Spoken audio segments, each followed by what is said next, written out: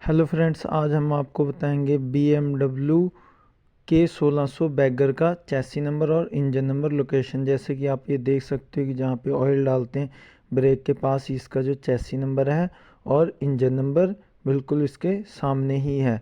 दोनों एक ही जगह पर होते हैं इसके, आप चेक कर सकते हो। ओके, थैंक यू, धन्यवाद।